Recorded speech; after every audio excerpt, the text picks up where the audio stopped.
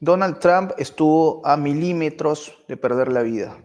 Señores, lo que ha pasado el fin de semana en Estados Unidos ha sido impactante, pero aunque suene demasiado exagerado, previsible. Se habló muchas veces de este asunto, se insinuó, no se dijo con nombre y apellido, pero se insinuó. Puede ocurrir cualquier cosa de cara a las elecciones. Se hizo referencia de lo ocurrido con John Kennedy, por poner un ejemplo. Y sí, pues, las cosas se salieron de control y Donald Trump casi que no la cuenta. Un tiroteo, un sujeto de 20 años que intentó acabar con la vida del exmandatario, que fue, después de esto, ultimado, sí, pero que ha dejado muchas interrogantes. Se cuestiona el servicio de seguridad estadounidense, el servicio secreto, se cuestiona el discurso de los demócratas incendiario sobre Donald Trump.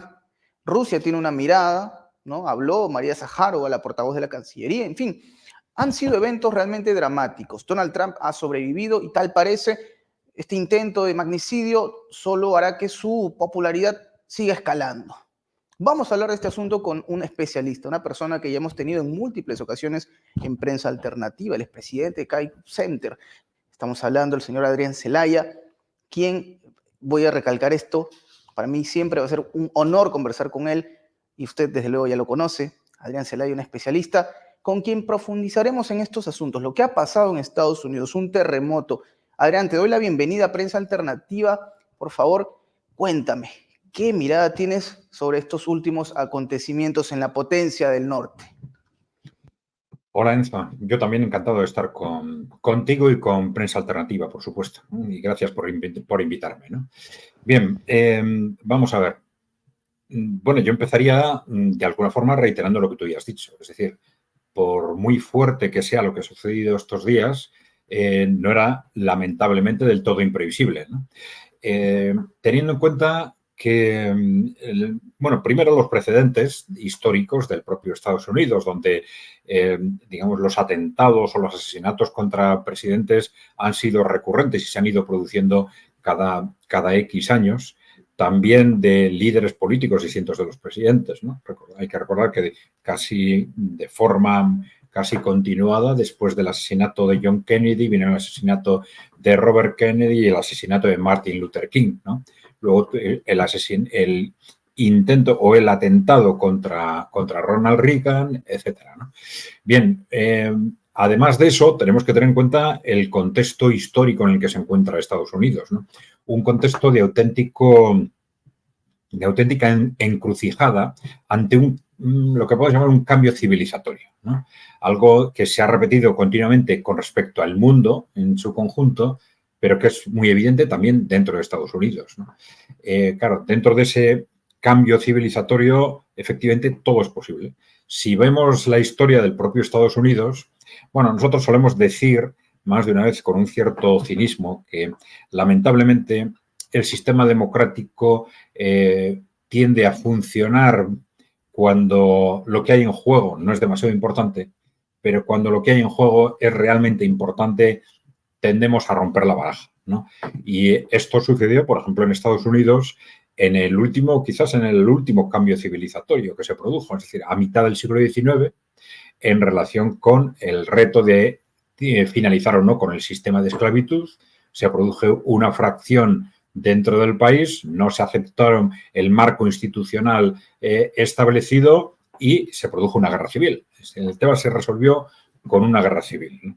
Y no han faltado argumentos o opiniones que han hecho alusión a la posibilidad de que una guerra civil se produzca en Estados Unidos como consecuencia de la situación en la que estamos, ¿no?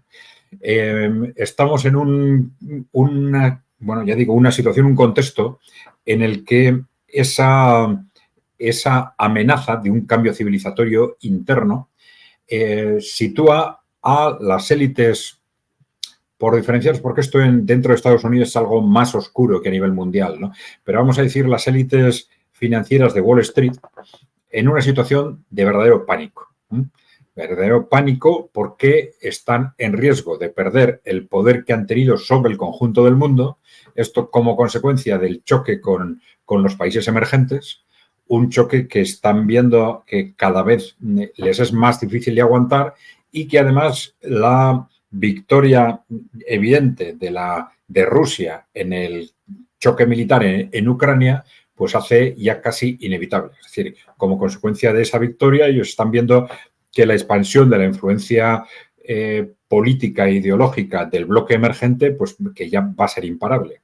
Y por eso para ellos es inaceptable esa victoria en Rusia. Y luego, además, están viendo cómo internamente esas fuerzas, vamos a decir, populistas, que les están cuestionando fundamentalmente todo lo que ha sido ese modelo sociocultural que ellos han ido construyendo durante los últimos 40, 50 años, que se pretende derribar por parte de esas fuerzas populistas alternativas que además están poniendo en cuestión, digamos, las bases financieras del modelo. No diría yo el conjunto del modelo neoliberal, no parece que es esa la cuestión, pero sí, digamos, la relación del modelo económico con el sector financiero, el papel de los bancos centrales, el sistema monetario, ¿no? Entonces, son aspectos claves del modelo económico, evidentemente, ¿no?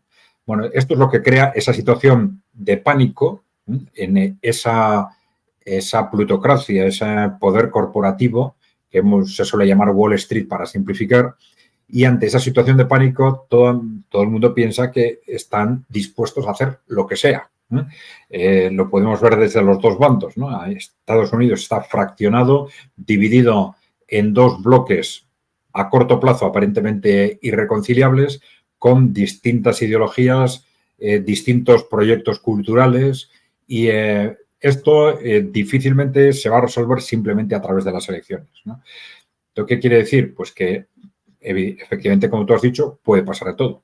Y en ese pasar de todo, pues se ha hablado de la posibilidad de una guerra civil, la posibilidad de que el país se divida, la posibilidad de atentados, la posibilidad de que surja de que suceda algo con las elecciones, es decir, o que se retrasen, o que no se celebren, o que se manipulen, siempre intentando no dejar simplemente en manos de la libre votación de los ciudadanos el que gane uno u otro bando, ¿no?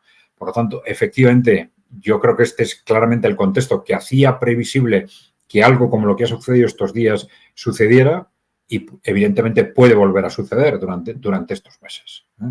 Esta élite corporativa tiene dos marcadores de tiempo, vamos a decir. Un marcador de tiempo que es ese avance ruso en Ucrania. Entonces, ellos piensan que si Rusia vence en Ucrania, están perdidos. Están perdidos no solo desde el punto de vista del control del mundo, sino que ya sería el golpe definitivo incluso internamente.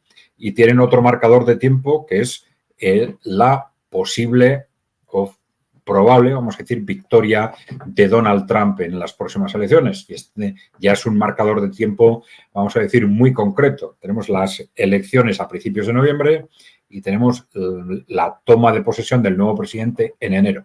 Entonces serían seguramente los dos plazos que desde ese punto de vista están orientando a pensar que antes de ese momento tienen que hacer algo para evitar que ese escenario que les está situando en un contexto de pánico, que ese escenario se materialice. Que ese escenario se materialice. Interesante lo que mencionas, Adrián. Entonces tenemos un Estados Unidos polarizado, ¿no? Polarizado, y es muy marcado esto, y los niveles de violencia que han incrementado, Adrián. Justo yo hacía alusión, antes de iniciar la conversación, a algo que menciona María Zaharova, la portavoz de la Cancillería, quien de manera irónica les dice, ¿no?, a los señores, al establishment estadounidense, entre otras cosas, tal vez deberían invertir más su tiempo y dinero en garantizar la seguridad de sus ciudadanos y de sus líderes, gente involucrada en la política, en vez de invertir en la seguridad de Ucrania. Un mensaje que desde luego también colinda con otros, como por ejemplo el de Robert Fico, ¿no? Robert Fico, quien sobrevivió a un atentado también hace algunas semanas, o meses, perdón, y quien dijo algo, creo yo, muy concreto. Él culpa a los adversarios de Donald Trump, más allá de la persona que jaló el gatillo, este joven de 20 años. Fico habla directamente del mensaje de odio, mensaje incendiario, dijo, probablemente no pudieron eliminar a Trump de la contienda de otra forma, digamos, términos judiciales si se quiere, y tuvieron que caldear los ánimos para que un tipo se cabreara, palabra que él utilizó, aunque sea un poquito vulgar, y disparase, ¿no? Es a lo que se refiere Robert Fico, el grado de responsabilidad del mensaje que va dirigido hacia un Donald Trump, que sí, es verdad, tiene, digamos, un estilo bastante marcado, ¿no?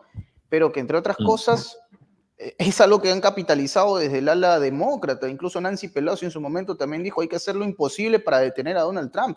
¿Qué posición tiene para ti, Adrián, el ala demócrata en este momento, considerando lo que acaba de pasar con el señor Donald Trump? Sí, bueno, vamos a ver. Lo que ocurre es que en realidad hace referencia a demócratas y republicanos a la hora de definir las partes en este conflicto puede ser un tanto engañoso. Es una cuestión casi circunstancial en este momento. Hay que recordar que cuando Donald Trump lanza su movimiento, era un movimiento marginal dentro del propio Partido Republicano. O incluso que Donald Trump en su momento estuvo afiliado al Partido Demócrata. Con lo cual, es un movimiento, digamos, outsider, probablemente tanto para demócratas como para lo que ha sido tradicionalmente el Partido Republicano, a pesar de que durante estos años ha ido crecientemente haciéndose con el control del Partido Republicano, y esto ahora sí nos está, de alguna forma, cada vez más definiendo las fronteras entre los dos bloques como demócratas y republicanos. Pero en realidad, como tú ya sabes, no son solo los demócratas, sino un sector todavía significativo entre ciertos cuadros del Partido Republicano, que está también muy ligado a ese poder oligárquico de Wall Street, ¿no? Bien, entonces, cuando hacemos referencia ahora al Partido Demócrata, estamos hablando, digamos, del entorno político o del movimiento o movimientos políticos que están siguiendo esas estrategias de la plutocracia norteamericana, de Wall Street o del poder corporativo, ¿no? Y, claro, esas estrategias son las que los han situado en los últimos años en una clara confrontación con un trumpismo que ha venido a desmarcar al Partido Republicano de esas estrategias. Es decir, el Partido Demócrata actual o el Partido Demócrata de Obama se entiende perfectamente con el Partido Republicano de Bush. Eso lo sabemos, ¿no? Y todos ellos están enfrentados al trumpismo, ¿no? Bien, si queremos hablar de cuál es la posición del Partido Demócrata, teníamos que hablar en este sentido más de cuál es la posición de la élite, de esa élite de Wall Street, que es en parte demócrata, en parte es la que controla los grandes medios de comunicación, la banca internacional, etcétera, ¿no? Bueno, pues esa es esa élite que yo comentaba antes, que está en una situación de pánico. Y esa situación de pánico yo creo que se refleja hemos hecho referencia últimamente a un vídeo, no sé si lo comentamos precisamente en este programa, ¿no? A un vídeo que ha circulado en los últimos meses de un oligarca ruso, Mikhail Khodorkovsky, que en una entrevista fue un oligarca ruso muy conocido, de los más importantes en los años 90, que dentro de lo que fue la revolución Putin fue, digamos, sacado del poder de la petrolera Yukos que controlaba y luego encarcelado, enjuiciado, encarcelado y terminó en el exilio, ¿no? Y este hombre en esta entrevista reconoció expresamente que ellos trabajaban bajo la coordinación de los Rothschild, ¿no?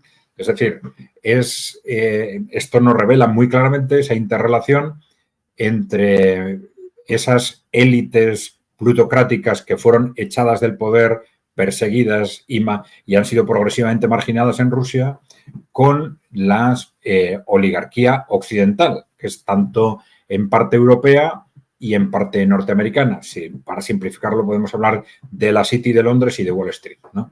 Entonces, estas élites tienen la sensación de que es esto exactamente lo que les puede pasar.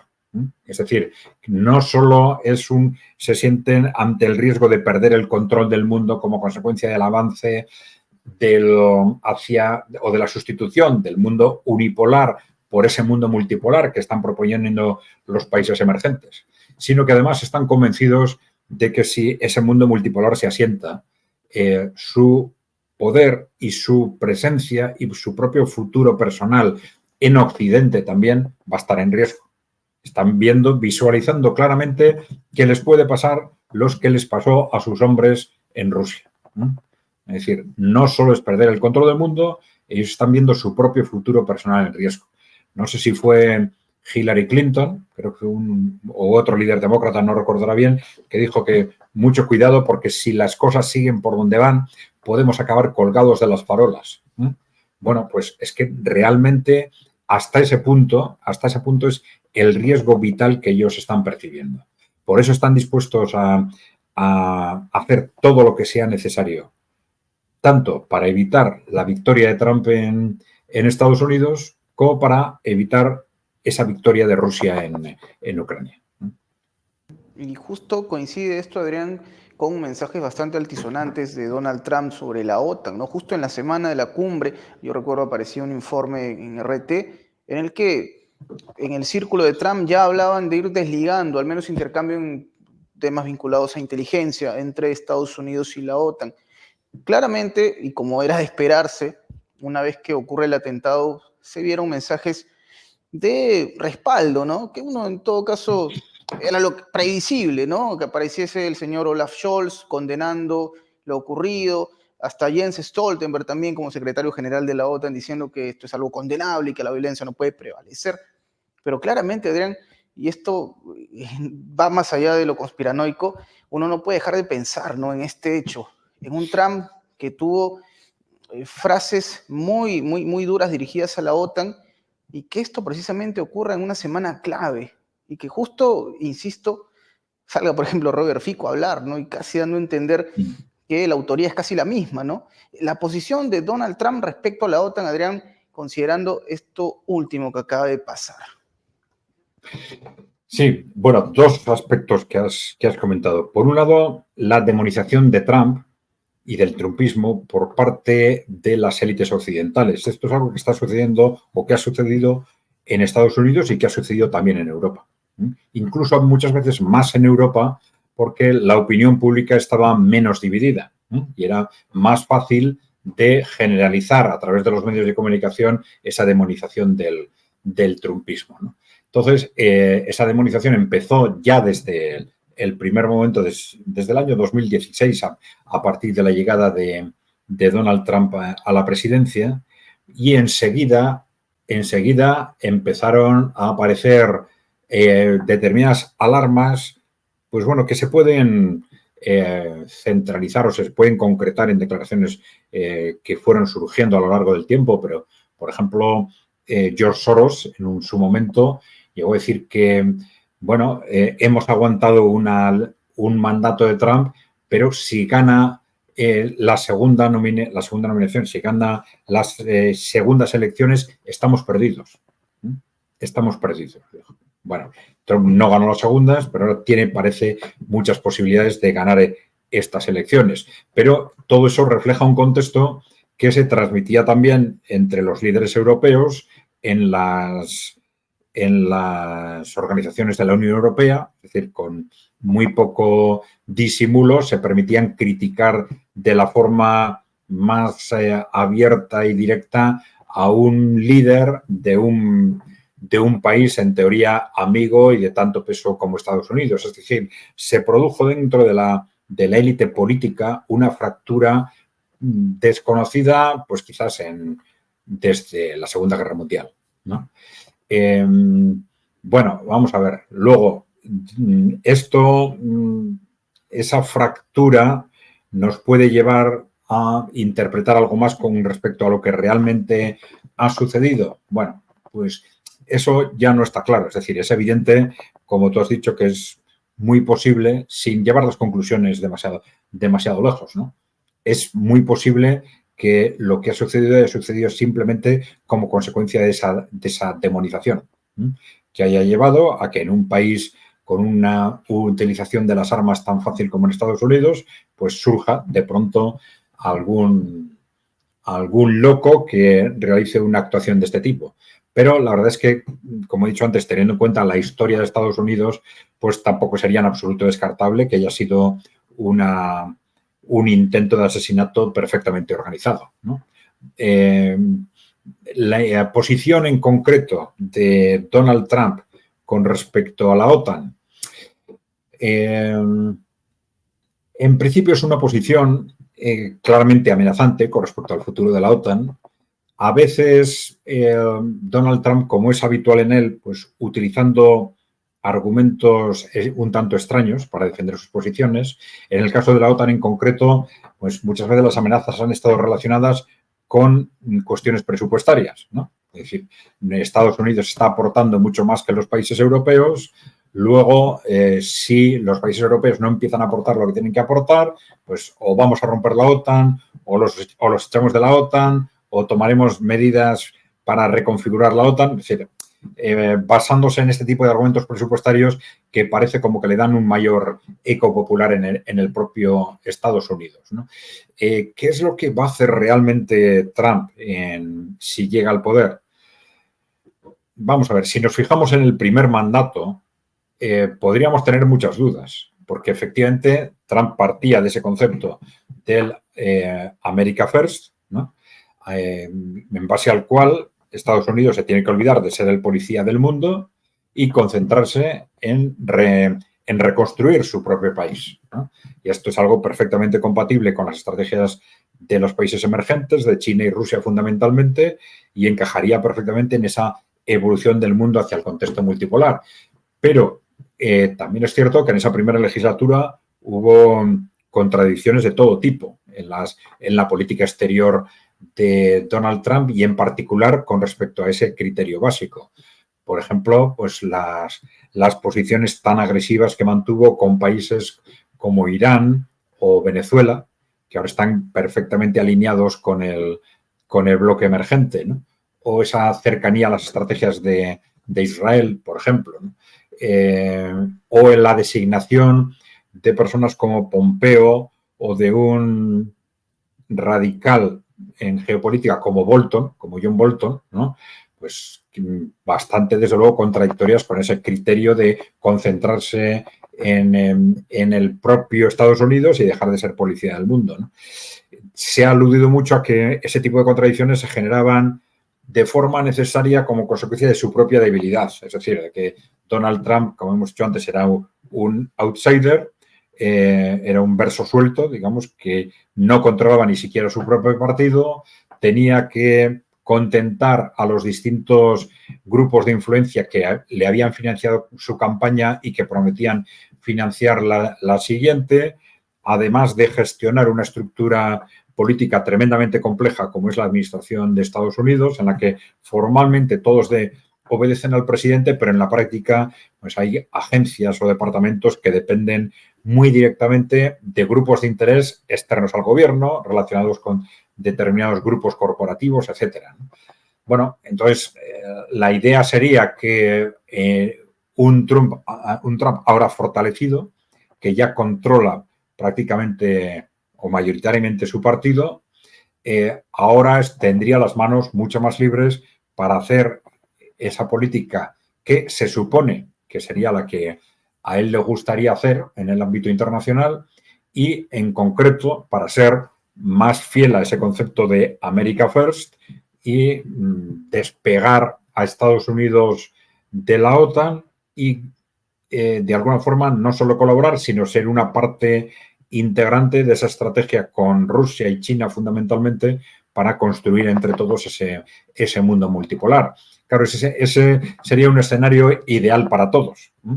Pero la verdad es que, viendo los precedentes, pues sí deberíamos ser un tanto prudentes al respecto, por si acaso, ¿no? Porque, claro, también se ha dicho que, claro, desde el punto de vista del poder corporativo de Estados Unidos, las doctrinas de Brzezinski y de Kissinger aludían constantemente a ese concepto de que con Rusia y con China a la vez no podemos. Entonces, si vamos contra Rusia, tenemos que mantener apartado a China. Si vamos contra China, tenemos que mantener apartado a Rusia. Y claro, también es cierto que lo que ha sucedido en los últimos años podría también explicarse en ese sentido. Es decir, en una especie de reparto de papeles entre el Partido Demócrata y el Republicano, de tal forma que los demócratas se concentran contra China mientras intentan mantener al margen, perdón, contra Rusia mientras intentan mantener al margen a China, y los republicanos se estarían concentrando en lo contrario, en enfrentarse a China, intentando mantener al margen a los rusos. En este momento, los poderes norteamericanos ya deberían haberse dado cuenta de que esa separación estratégica es imposible. Es decir, Rusia y China tienen estrategias internas e internacionales perfectamente coherentes y perfectamente entrelazadas, y además ellos saben que si Rusia tolera que China sea sometida, ellos van a ser los siguientes. Y China sabe que si tolera que Rusia sea sometida, China va a ser la siguiente, ¿no? Entonces, yo creo que ahora deberían ser conscientes de que esa estrategia de dividirlos es imposible, a pesar de que en este momento todavía, pues bueno, la OTAN y esos poderes occidentales están atacando sistemáticamente a China para intentar todavía a ver si hay alguna posibilidad de separarla de Rusia. Pero bueno, quiero decir que no hay que descartar la posibilidad o el riesgo de que esas estrategias del trumpismo pues puedan estar relacionadas con algún tipo de estrategia geopolítica de este tipo.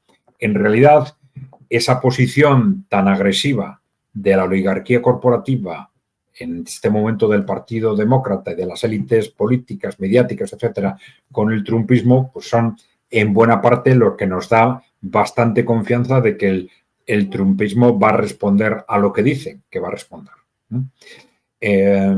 Vamos a ver esto como, suponiendo que fuese en esa línea, ¿qué es lo que supondría esto nada más en el comienzo del mandato de Trump? Bueno, supondría, en principio, de acuerdo con sus declaraciones, llegar a un acuerdo con Rusia en base al cual se delimitaría qué parte de Ucrania quedaría integrada en Rusia y qué parte no. Pero yo creo, esto es sí, quizás el concepto fundamental, ¿no? Pero yo creo que es inevitable que haya otros ámbitos de negociación que no se estén mencionando, ¿eh? Como por ejemplo, ¿qué pasa con el resto de Ucrania? Porque esa es la cuestión clave. Evidentemente, Rusia no se va a quedar contento simplemente con adelantar la frontera X kilómetros y tener al otro lado un país enemigo, quizás más enemigo que nunca, y dispuesto en cualquier momento, unos años después, a volver a ofrecerse como ariete contra Rusia, ¿no?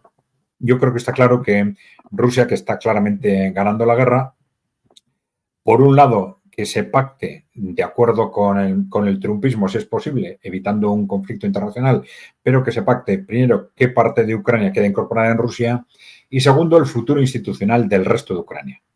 Un futuro institucional en que Ucrania probablemente, en vez de mirar a Occidente, miraría hacia Oriente. Lo cual no es tan extraño, teniendo en cuenta lo que ha sucedido en la propia Ucrania desde que se disolvió la Unión Soviética, ¿no? Es decir, que ha habido una alternancia de gobiernos entre los que miran a Oriente y los que miran a Occidente, pero una alternancia que se gestionó con relativa normalidad hasta el golpe de Estado que dimos los occidentales en Ucrania en el 2014, precisamente con el objetivo de convertirlo, digamos, en un portaaviones contra Rusia, ¿no? Bien, pero seguramente en ese pacto entre el trumpismo y la Rusia de Putin, o la Rusia de Putin y China, yo creo que tiene que haber más elementos. Entre los tres países van a pactar el futuro del mundo, el avance hacia ese mundo multipolar, y probablemente entre Rusia y Estados Unidos, fundamentalmente, quizás también con la participación de China, van a pactar el futuro de Europa Occidental. Es decir, ¿qué va a pasar con lo que ahora llamamos Unión Europea en concreto? Es decir, no se van a limitar a Ucrania, sino que probablemente ya estarán hablando de cuál va a ser el futuro de Europa Occidental, probablemente sustituyendo la actual Unión Europea por una institución de distinto tipo, lo cual evidentemente para los europeos va a ser una auténtica oportunidad histórica, ¿no? de una oportunidad histórica de librarnos de unas élites que no se sabe muy bien para quién están trabajando, pero que desde luego no para los europeos, ¿no? En parte quizás para Estados Unidos y en parte para los poderes corporativos, pero de librarnos de esas élites y de conseguir tener unas instituciones europeas y en los Estados miembros que realmente trabajen para los ciudadanos. Con las ideologías les llamaremos de una u otra forma, pero que sean instituciones que trabajen para los ciudadanos y no dependan, como depende ahora la Unión Europea y muchos gobiernos europeos, de esos poderes corporativos. Y justo sobre esto, Adrián, hablabas de Europa y sus líderes, y es inevitable hablar de la OTAN, es inevitable, considerando la cercanía que tienen muchos de ellos, el propio Macron. Entonces, ¿cómo tomar, Adrián, que en una semana clave, como lo fue la cumbre de la OTAN, clave en muchos sentidos, aparezca un mensaje tan duro respecto a China, ya magnificando y elevando a China como una amenaza? Bueno, ya lo habían dicho, una amenaza sistémica. Desde luego, desde China han tenido miramientos desde la Cancillería, ¿no? Cuestionando ese tipo de mensaje por parte de la OTAN. Hace unas horas ya iniciaron ejercicios conjuntos China y Rusia en el mar de la China Meridional, que pareciese es un mensaje dirigido para la OTAN. Pero Adrián, esto que pasó hace unos días en Estados Unidos, no hablo del atentado, sino de la cumbre OTAN y el mensaje dirigido a China, ¿va a generar un punto de quiebre? Estamos ante una escalada inminente porque, como tú mencionas también, claro, aparentemente estos líderes van a empezar a mirar hacia otro lado porque el tema de Ucrania, entiendo yo, se debería estar resolviendo en cuestión de meses, ¿no? Hasta el propio Zelensky, por ejemplo, plantea ya la posibilidad de tener a rusos en una segunda cumbre de la paz, como él le ha llamado. Pero entonces, para que esto continúe, para que el conflicto, para que se justifique la presencia de esta alianza, ¿será que terminarán de escalar las cosas con China?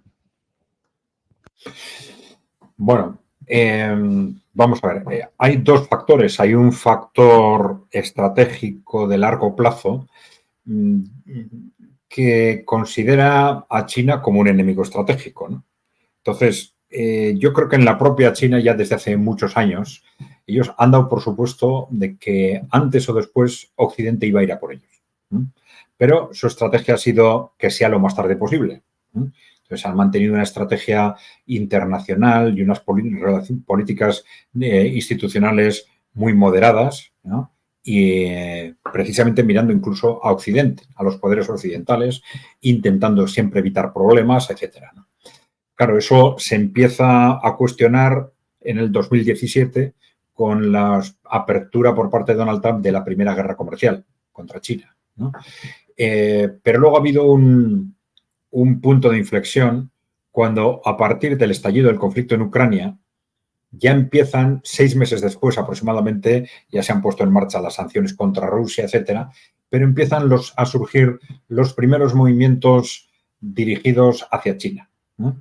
Y con el claro objetivo o la clara preocupación de que, como hemos comentado antes, en este choque geopolítico China y Rusia actúen conjuntamente.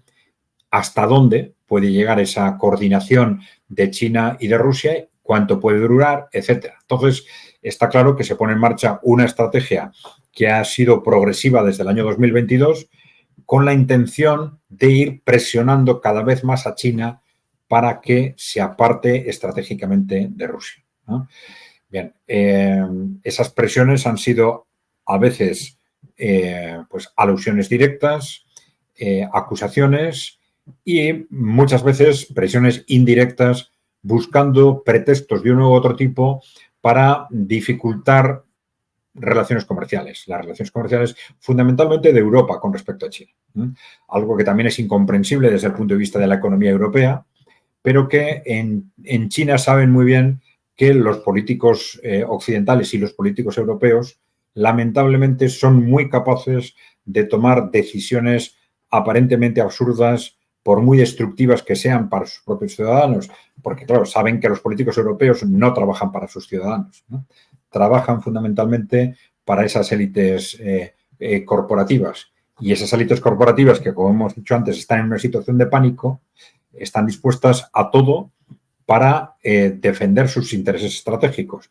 Y dentro de ese todo, evidentemente, entra sacrificar, si hace falta, la economía europea, primero rompiendo las relaciones con Rusia y luego dificultando cada vez más las relaciones con China, como están haciendo, ¿no? Entonces, bueno, ese es el primer factor, intentar, o el primer objetivo, ¿no? Intentar separar a China de Rusia.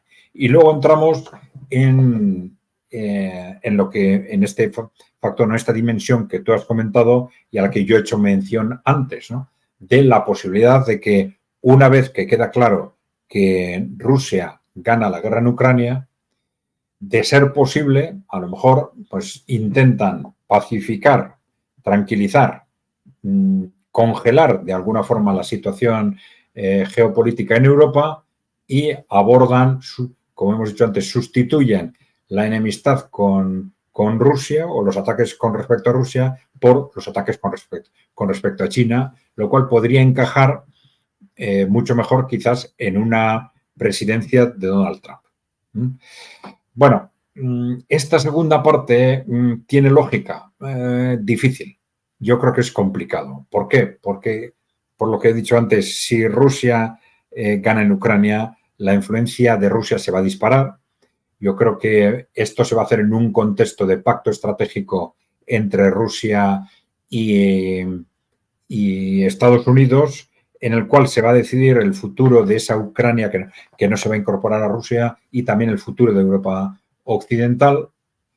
Pero esto no se va a decidir, digamos, en un acuerdo entre Rusia y Estados Unidos en base al cual se deje a Estados Unidos las manos libres para ir contra China. Rusia no va a aceptar un marco de ese tipo, clarísimamente. Porque además ahora Rusia también está en una situación suficientemente fuerte. Rusia no lo va a aceptar por lo que hemos dicho antes. Ellos saben que si por lo que fuese aceptaran un pacto de ese tipo y Occidente se dirigiera contra China y Occidente consiguiera someter a China, 2 años después el siguiente objetivo iba a ser Rusia, ¿no? Entonces, Rusia tendría que estar en una situación desesperada en la que no está para aceptar algo estratégicamente tan autodestructivo como una propuesta de ese tipo, con lo cual Estados Unidos no va a tener más remedio en la presidencia de Trump, sea porque Donald Trump realmente lo quiere, ¿no? Porque en base a ese concepto de America First, o porque se ve empujado por las circunstancias, se va a ver obligado a aceptar, a pactar a la vez esa nueva configuración de Europa y esa configuración de un mundo multipolar, con quizás un reparto de zonas de influencia entre Estados Unidos, Rusia y China. Mira, Adrián, claramente entonces entendemos que la llegada de Trump al poder, si bien es cierto, sí podría ir de la mano con, entre comillas, la pacificación de Ucrania, no se descartan nuevos momentos que puedan involucrar a China, pero siempre haciendo énfasis en este punto, hay que considerar el contexto, el momento, el contexto de China, el contexto de Rusia, en fin. No sabemos qué Sí, pasará de cara al... Sí, claro. sí, perdona, sí, sin olvidar la posibilidad de que el nuevo presidente no sea Donald Trump. Y entonces, si eso sucediera, claro, el contexto estaría mucho más abierto desde la perspectiva de Estados Unidos para abordar esta estrategia de lanzarse contra China. Es decir, entonces el planteamiento sí sería muy claramente, bueno, hemos perdido en Europa, pero intentamos simplemente congelar la situación, no a través de un acuerdo estratégico, sino intentar defender lo que se pueda, pero vamos a intentar ahora lanzarnos contra China si pensamos que tenemos recursos suficientes para ello. Interesante, Adrián. Y a propósito de esto último que mencionas, ¿no? Porque claramente, o sea, muchos han coincidido que lo ocurrido el fin de semana no ha hecho más que disparar la popularidad de Donald Trump. Esto que, entre otras cosas, Adrián, también ha generado un efecto bastante complicado para los demócratas, porque ya casi nadie habló de Joe Biden. Hasta hace unos días el tema de conversación era ¿Se presentará o no Joe Biden a las elecciones? Mm. ¿Será reemplazado o no por algún gobernador demócrata tal vez? Algunos incluso hablaban de Michelle Obama, se barajaban varios nombres, el de Kamala Harris, pero lo ocurrido con Donald Trump no ha hecho más que, digamos, ubicarlo en las portadas. Justo cuando insistimos en el bloque de los demócratas, se decidía el futuro de los Estados Unidos, o mejor dicho, el futuro de su partido de cara a las elecciones de los Estados Unidos. Y hablando de eso, Adrián, ¿qué mirada tienes respecto a Joe Biden y esta inestabilidad que se vive actualmente en su bloque? Porque claro, en teoría se debería decidir pronto, se acerca la convención demócrata y se debería decidir pronto si es que Joe Biden llega o no a las elecciones, que es una interrogante gigantesca. El nombre de Joe Biden, Adrián, en estos momentos, ¿qué te deja? Bueno, vamos a ver. Si analizáramos la situación desde una perspectiva lógica o de acuerdo con la lógica convencional, tendríamos que pensar que Biden no puede ser el candidato y como Biden no puede ser candidato, los demócratas van a nombrar a otra persona para que desarrolle esa función. Pero, claro, nosotros ya dijimos justo después de este desastroso debate con Donald Trump que la lógica convencional difícilmente nos puede servir para explicar el contexto actual de Estados Unidos y menos el contexto de la presidencia de Joe Biden. Porque, claro, se está diciendo una y otra vez que Joe Biden no está, tiene problemas de demencia senil y no es capaz de ser candidato. Pero, claro, es que si no es capaz de ser candidato porque tiene esos problemas de demencia senil, ¿cómo es que es capaz de ser presidente? Porque, claro, en el mismo momento en el que se toma esa decisión, o Biden debería dimitir de la presidencia o alguien debería impulsar un procedimiento para quitarlo cuanto antes, para que no esté 6 meses más en una presidencia de una persona a la que se reconoce expresamente como incapaz. Claro, la siguiente pregunta es, ¿cómo es posible que Joe Biden se haya mantenido en la presidencia estos 4 años? Cuando estos problemas de demencia senil, quizás no tan agudizados, pero eran evidentes incluso en la campaña electoral de hace 4 años. Nada más ser nombrado presidente, ya se empezó a decir, bueno, pero Joe Biden va a estar 3 meses, 6 meses y enseguida será sustituido pues quizás por la vicepresidenta, ya veremos cuál es el juego constitucional, pero no puede durar mucho tiempo.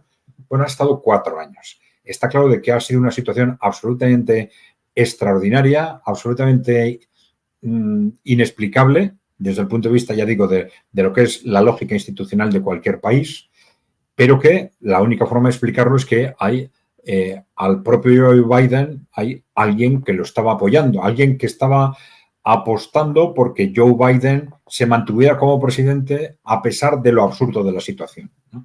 Y que ha mantenido ese apoyo durante 4 años. Esa persona o esos grupos, ese grupo de interés que ha estado apoyando a Biden, pues puede perfectamente seguirle apoyando. En una situación que es absurdo, pero no es más absurdo que todo lo que ha pasado durante estos 4 años, con lo cual, bueno, ya digo, hay que contrastar las dos lógicas y pensar que por muy absurdo que parezca, todo es posible. Es decir, que una persona sin las facultades mentales mínimamente exigibles se mantenga como presidente y sea candidato en las elecciones, ¿no? Alguien está detrás de él apostando porque esto siga en esta dirección.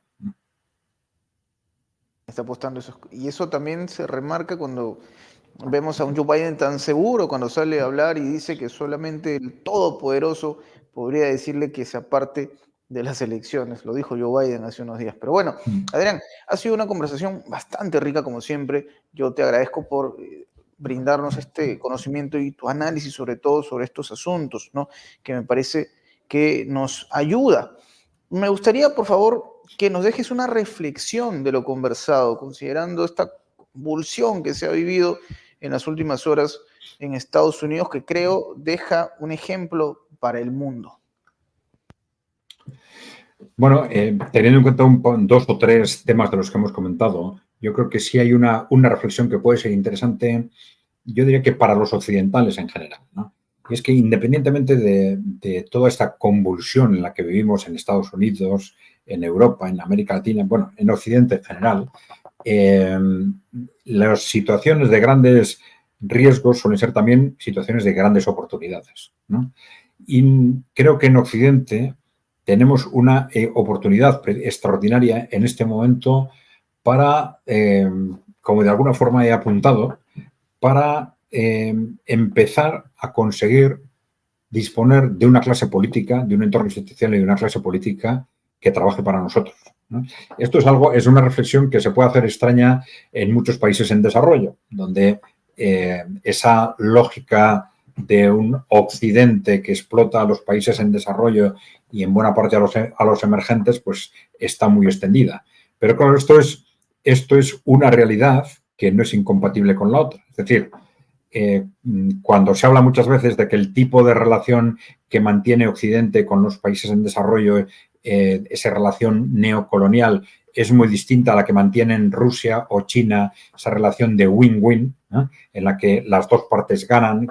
Claro, detrás de esto está, digamos, unos poderes occidentales que ya desde hace cientos de años se basan en unas élites plutocráticas, aristocráticas en origen, que desprecian a sus propios ciudadanos, que desprecian y abusan constantemente de sus propios ciudadanos. Entonces, un país en el que las élites políticas, militares, económicas, están introducidas en esa dinámica aristocrática, plutocrática, oligárquica, es casi imposible que se relacionen con el exterior y traten mejor a los ciudadanos de otros países que a los ciudadanos de su propio país. Es decir, lo natural es que proyecten ese espíritu oligárquico hacia las relaciones con otros países.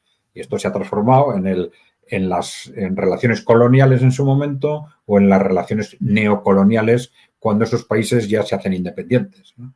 Entonces, es importante que veamos que estas élites no han trabajado para los ciudadanos ni de Europa ni de Estados Unidos.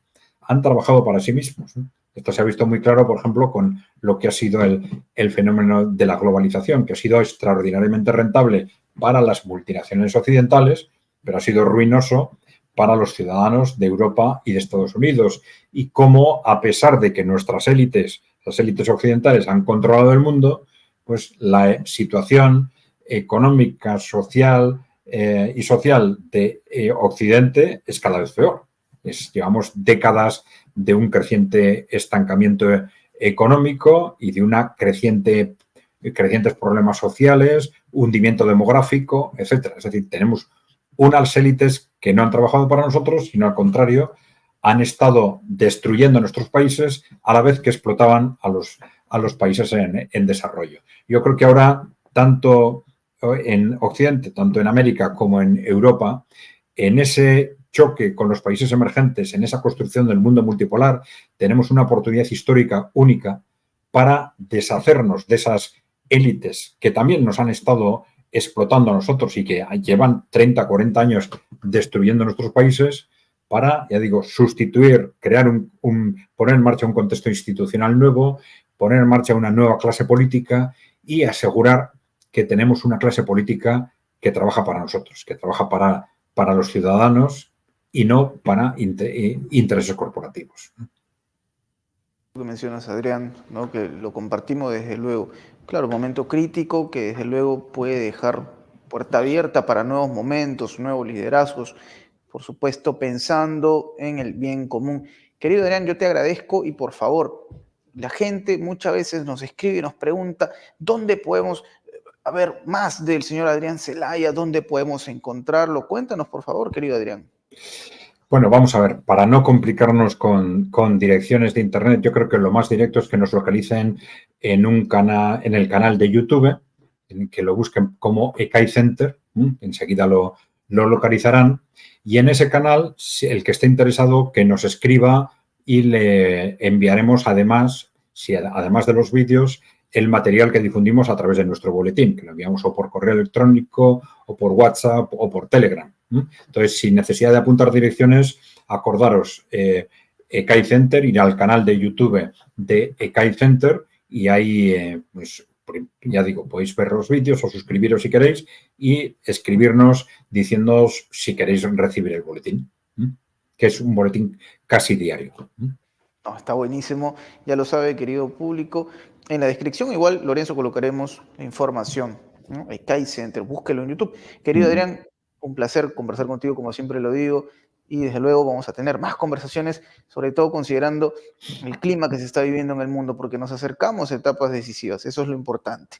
Querido público, gracias por su audiencia, estaremos en contacto seguramente en otro de estos maravillosos programas aquí en Prensa Alternativa. Mi nombre es Enzo Anchante, nos vemos en una próxima oportunidad. Hasta luego.